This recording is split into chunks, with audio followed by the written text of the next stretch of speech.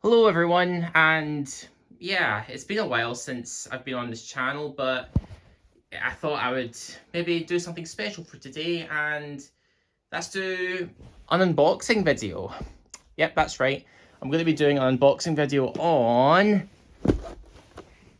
the Hobbit trilogy on 4K Ultra, the Steelbooks, and also the vastly superior Lord of the Rings trilogy on 4K HD Ultra on Steelbook.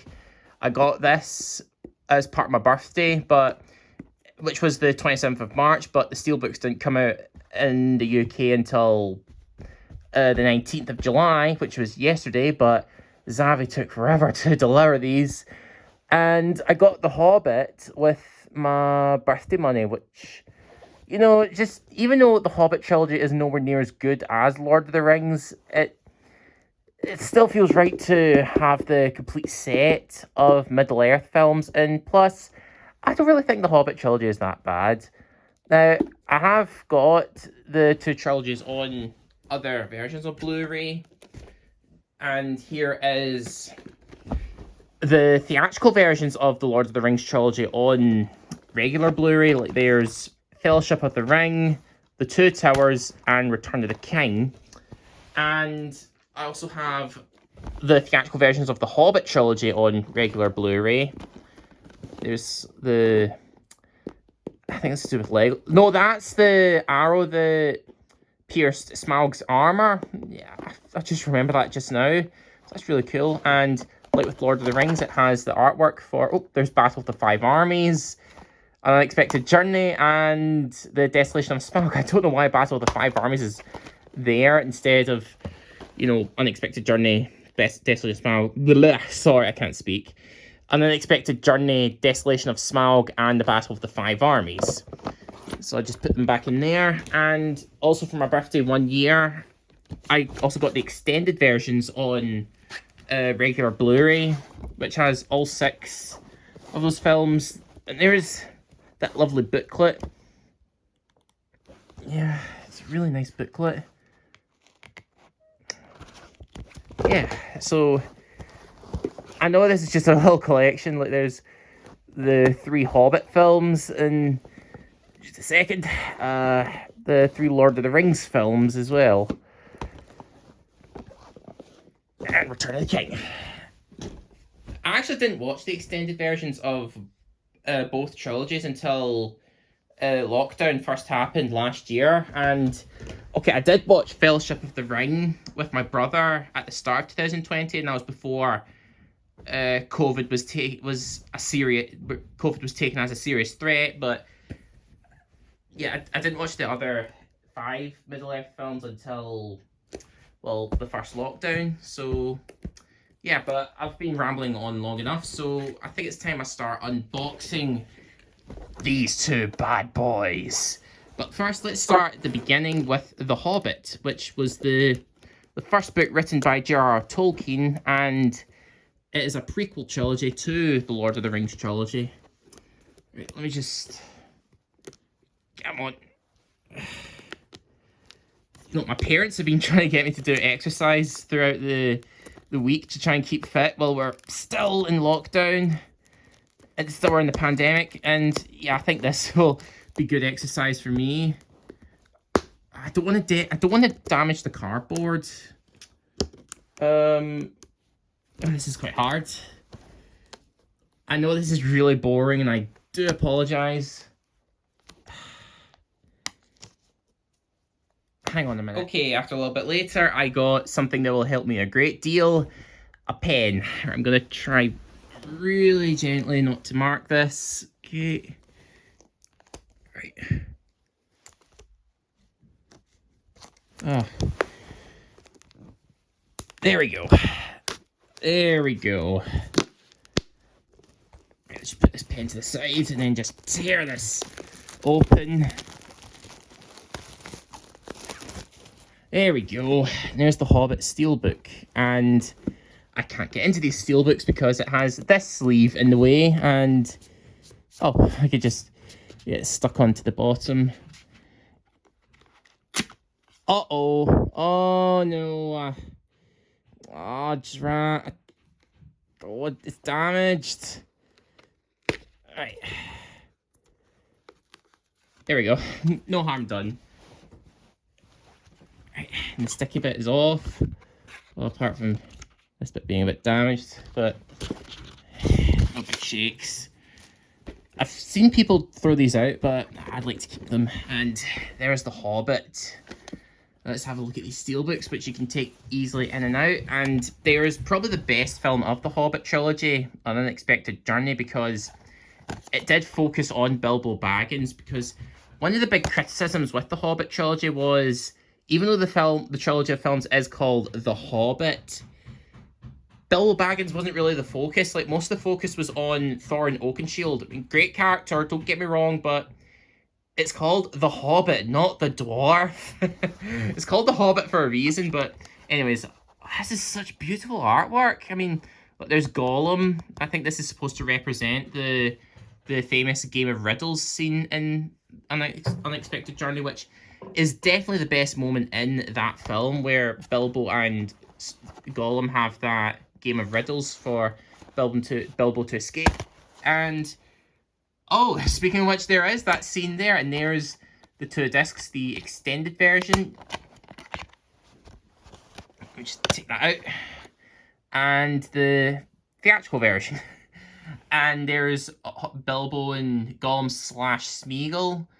I mean, even though Gollum was already a revolutionary effect back in the Two Towers, he looked incredible. And oh, look, there's me. Hello.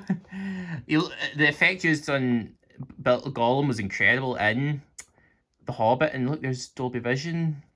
Nice. Just put these back in. So yeah, in terms of my thoughts on the extended version, I think it's a... Oh. Okay, it's not dented, so that's a little bit of a panic there.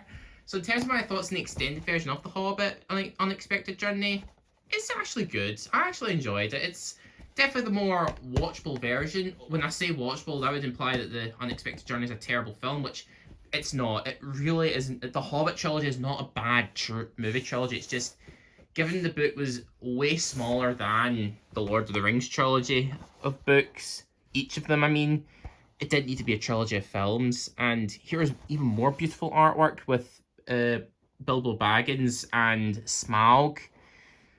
Very nice.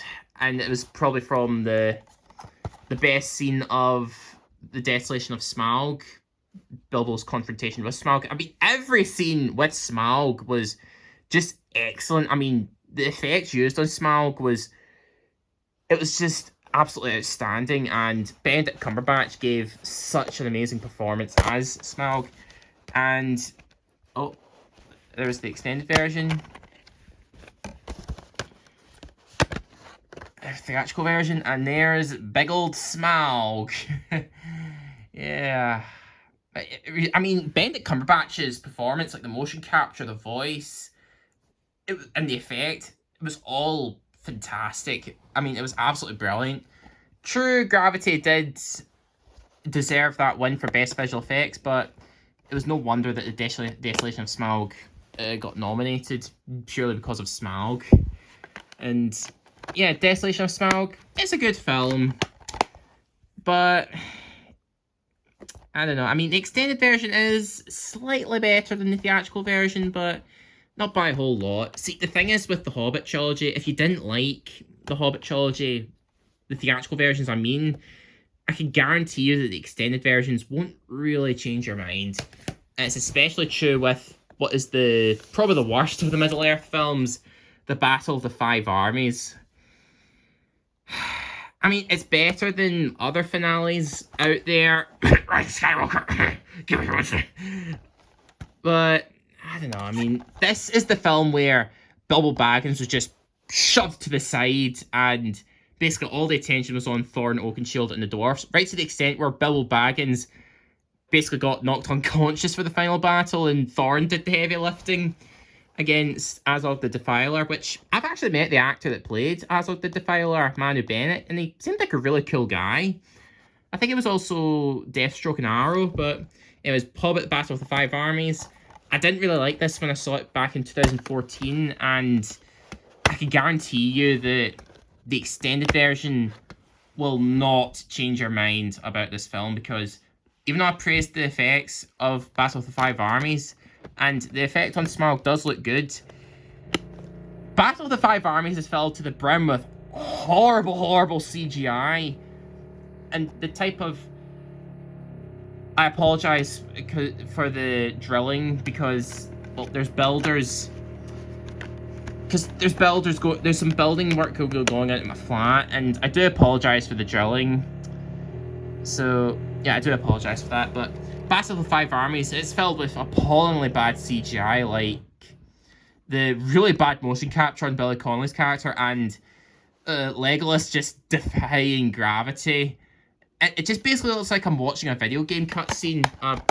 It just looks basically a PlayStation 3 video game cutscene.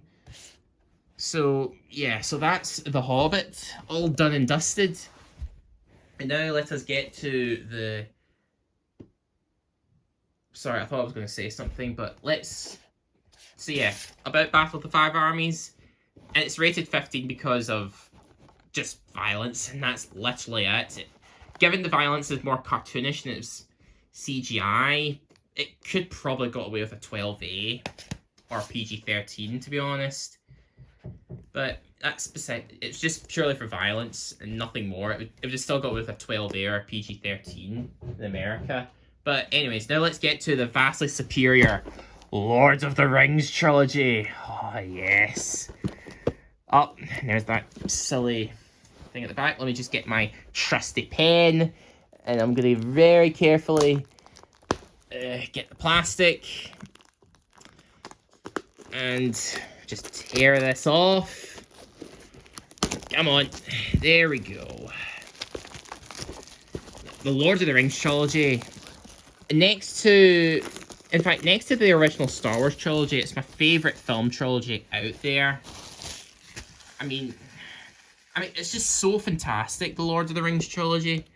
Let me just take this off, and I'm going to be careful not to rip it. And... we're okay! Yay! So yeah. Let me just take this off and just chuck it to the side. And there's the Lord of the Rings trilogy. The movie trilogy pretty much changed... It pretty much was revolutionary back in its day. I mean...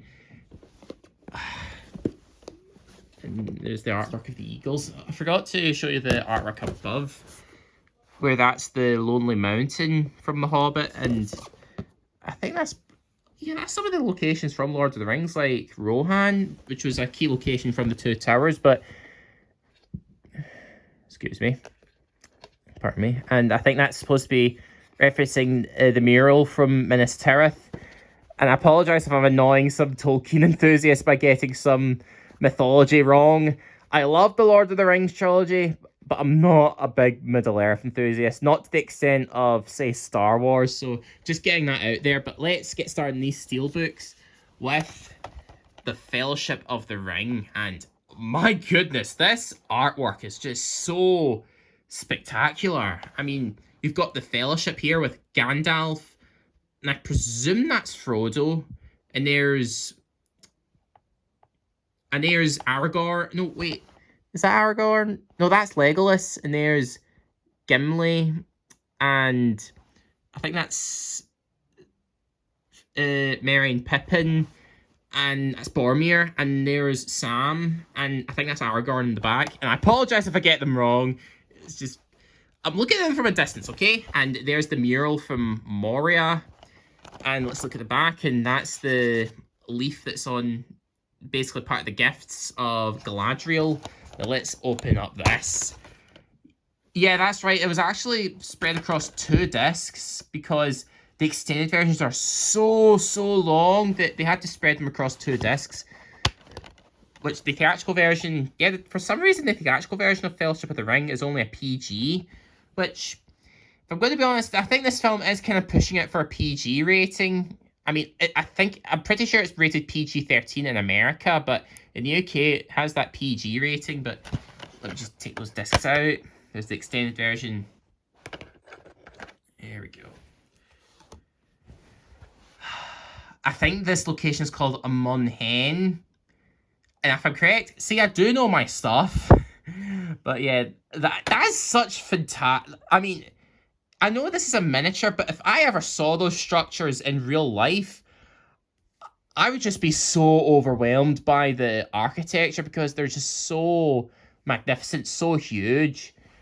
And, okay, this just goes for my thoughts on the... Whoops. This goes for my thoughts on the extended versions from here on out. That, basically, if you thought the theatrical versions were amazing, the extended versions are much better, in my personal opinion. They're definitely the versions worth watching. Although, if I had to recommend... I'll talk about this after I talk about Return of the King. I might have touched the disc, but I'll clean up after this unboxing. But next up is what many people claim to be their favourite, The Two Towers. And if I'm going to be brutally honest, I think The Two Towers is the Lord of the Rings film that I like the least. It's the one from the trilogy that I found myself going back to the least, with the exception of the opening and the Battle of Helm's Deep, which, I mean, the Battle of Helm's Deep is absolutely fantastic. But I don't know, it's just, this is the one I found, it's one I found myself enjoying the least. That's not saying it's bad.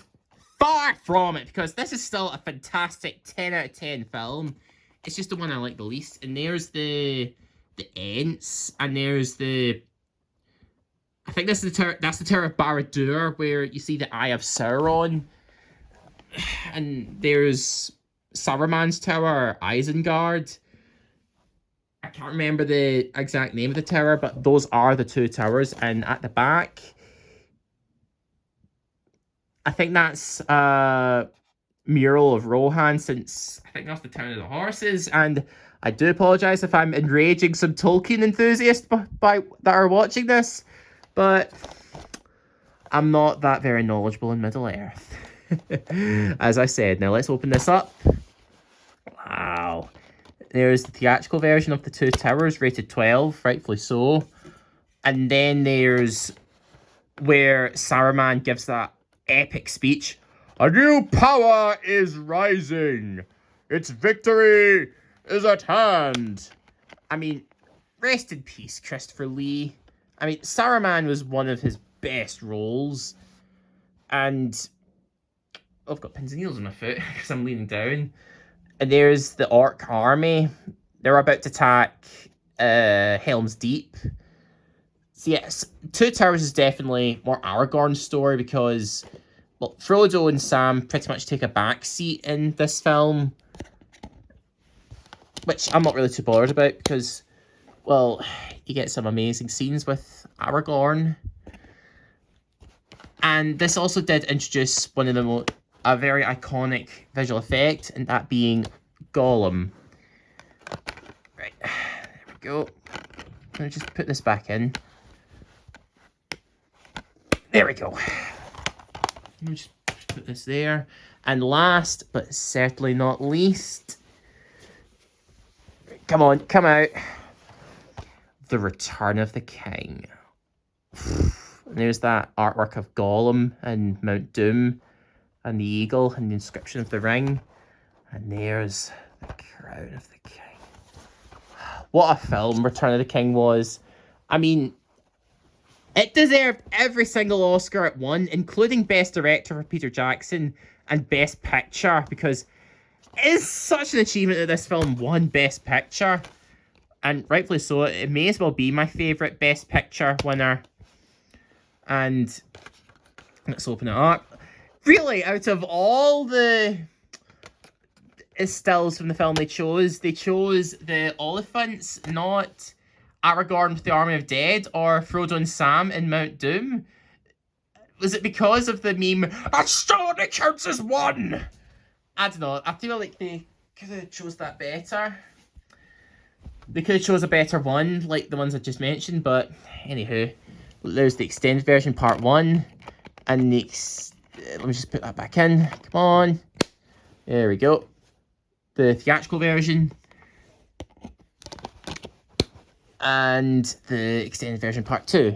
Now, while I did say that the extended versions are the superior versions, if you're interested in, I will say right now, if you are interested in the Lord of the Rings trilogy, watch the theatrical versions first, because Fellowship and Towers are only about 3 hours long, and the theatrical version of Return of the King is about 3 hours and 20 minutes. Now, the extended versions of Fellowship of the Ring and Two Towers is about 3 hours and 20 minutes. And brace yourselves, the extended version of Return of the King is about 4 hours and about 5 minutes. So you're pretty much watching 2 movies here, so that is really daunting. So, which is why I implore you, watch the theatrical versions first, and if you love them, go for the extended versions. So, yeah, I guess that concludes my unboxing of the 6 Middle-earth films. Let me just lay these out. Nah, you won't be able to catch them on camera. Like, there's... I mean, the Fellowship of the Ring is turning 20 this year, and I find that amazing, considering it looked so ahead of its time. And there's... Right, there we go. There's the Hobbit trilogy, and I apologise if I filmed them like really close. Now, there's the question. Will I be trading in this? My answer is no, because bonus features. That is why I will not be trading this in, because of, you know, bonus features. And I thought I'll hang on to this as well, since this is probably my first Blu-ray box set, and... Oh, there's no oh, there is a barcode underneath. Considering this was my first Blu-ray box set, and yeah, for some reason the Blu-ray, the DVD special features disc on Fellowship of the Ring that's included with this, it doesn't work with this for some reason. I mean, it works fine on my 4K Blu-ray player, and when I tried it on my brother's Xbox One S, it doesn't work on my PlayStation 4 and my PlayStation 5 for some reason. So, yeah, that's why I'm hanging on to that regular Blu-ray box set. And plus, the extended version Blu-ray box that I just showed you doesn't work. It only has the extended versions. Well, this and this have the theatrical version, so it's best to keep them all. Well, this only has the 4K versions. So, yeah, that concludes my unboxing video of The Hobbit and Lord of the Rings Steelbooks, and I hope you enjoyed, and have a nice day, and stay safe out there, and get vaccinated as soon as you can. I'll see you all soon.